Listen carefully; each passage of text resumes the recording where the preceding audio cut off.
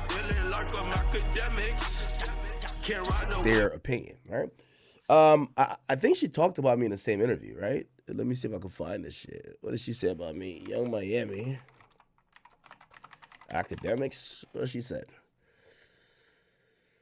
Oh, here we go. You call DJ Academics and they say, bro, why you speaking on women? You got a problem with him? You don't like him? I mean, I don't have a problem with him. I just feel like as a blogger, I feel like everybody have a job to do. You get what I'm saying? Like I just was saying it with the Shade Room, the Breakfast Club, like this is your job. And it's all about how you speak on the topic. Like you can say whatever you want to say about me, but you ain't got to call me a bitch. You ain't got to call me a hoe. You could just say like, you did all that? yes, like you're done, you're this. It just be so personal. And Right. it's just like, I never met you a day in my. Then I spoke on your music, and then I spoke on the fact that you were choosing a relationship over your music, and yeah, I was speaking about things you're putting out there when you're saying that you like getting peed on, and we can't get a proper single from you. Yeah, I'm gonna speak that you look like and you come across like a prostitute, you come across like an escort. It might sound personal, but you're putting this out there. You volunteered the fact that you were Diddy's concubine. You volunteered the fact that you like getting golden showers and you like being in these poly relationships with a man who was clearly 50-something plus that had several other women vying and fighting over him. These weren't things that I like just created. These weren't, I didn't do research to get into your life. You're presenting it. We only started talking about you because of music. You stopped giving us music. You gave us your personal life to talk about. And here's the thing. Your personal life is always going to be more fodder for gossip, comments, laughter, and anything else. At least your music would say we don't like it and move on.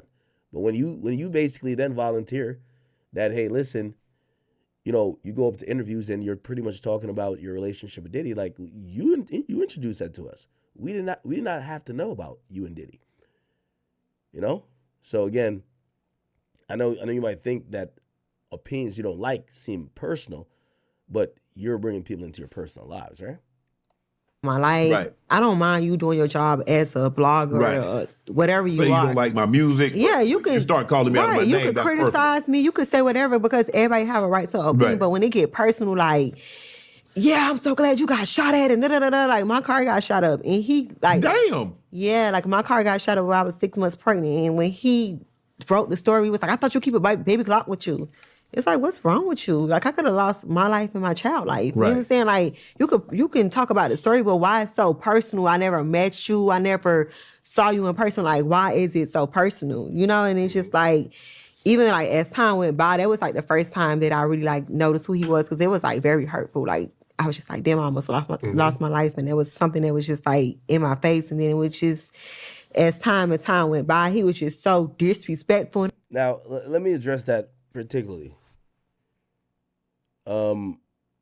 Around that time, Carisha was one of those women who were putting out the idea that she loved men that inflicted severe violence. And I'm gonna be honest with you, to the women, like for example, like an Asian doll who say they like killers. If I hear there's an attempt on you, on your life, it's hard for me to be like, oh, okay. Like you guys are putting this out. You guys were saying that, yo, these are the men you like, and this is a type of behavior that you condone. So when, you know what I mean, if a nigga say like fighting and he get knocked out, it's like, well, ain't that what you wanted? So again, obviously what I realized with Carisha, number one, I realized she wasn't writing most of the lyrics. So, I'll give her some grace. But I was taking a lot of what she was saying, not only in her music, but outside on social media about the people and the behavior she liked that type of shit. Now I was supposed to cry for her. I couldn't really drum up the tears at the time. And I'm telling you why. She was a woman who was basically saying that ratchet, gang-banging, shoot-em-up type of nigga was what attracted to her and got her pussy wet. So when that happened, I was just like, hey, I don't know if you're looking for sympathy, but it's hard for me to give it to you. You know what I mean? Now, obviously, I'm happy that, she's well and she didn't, get hurt, but y'all women got to stop putting out publicly that y'all like the very worst of society, then expect the very best results. Come on now. But I'm just like, but goddamn, like everybody got an opinion. I can't put a gun to everybody's head that got an opinion, but it's just like you just take it so far. Like it's like, yes. Mm-hmm. Excuse me? What's the problem? I would love to sit down and talk about it though. Would you have him on your podcast? I would. Because I just want to know, like, what I ever done to you? You can feel the way you feel, but why is it so, like... Why does it seem so personal? Why it's so personal? You can tell me right now, like, Miami, you trash. I'm going to ask you, like, what makes you think that way? Yeah, or what can I do to do... Like, we going to have that conversation, but it's not like... You so... It's like, oh, my God. Right. You're a man, like... Quality Control won't release your music. Is it true they won't release your music because... Why do you... Now, to be honest, man, and you know, I'm kind of about it. Me and her DM'd. I told her whenever her show comes back or if it's going on, I'll come on it. It's a scheduled thing based on her. I'm good. I'm down to go sit with her. It's no need to keep going back and forth with Young Miami. I think Young Miami to me has.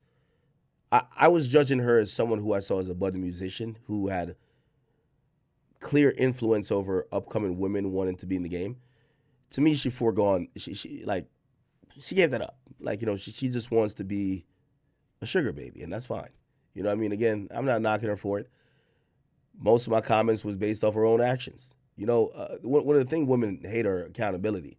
You know, she says the operative thing later on, right? Well, I'm a woman. You're a man. You know, and that her saying that is not her saying like I've never threatened to beat her up.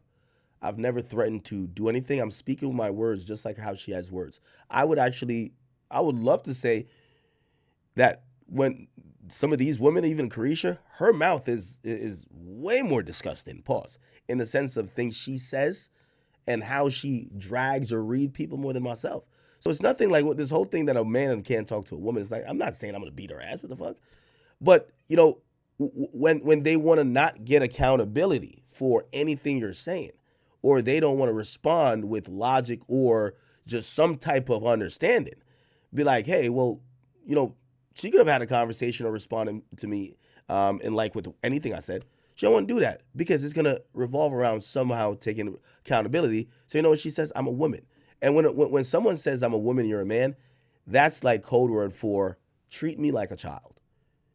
And I completely understand. You know what I mean? If I could jump in and out of accountability, that would be amazing. Like, don't hold me accountable here or now. Okay, now, but still treat me like a man. Whatever. Anyway, nothing wrong with our Carisha. I've always said I feel like her music career got torpedoed because of all these other things. And I think, you know, she looks at the criticism as, ooh, why are you talking to me like that? I'm a woman. And it's okay. I don't think she's built for this. She's not built for the music industry. And it's neither here nor there for me to keep talking about it with her because everything I've said has came to pass. I knew months before she was going to be dropped. I knew this. This is why I said this with more intent. She knew I knew it. I said things about her deal that she knew. How do I know this stuff? So again, you know, I'm not, you know, as much as some people might think I'm a bully.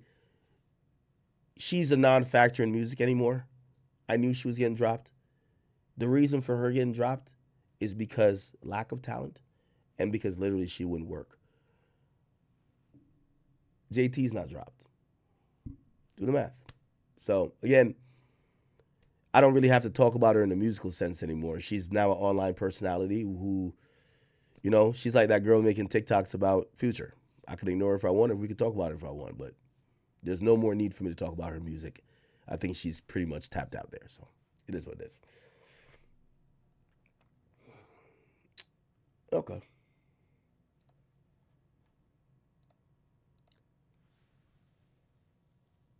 What else?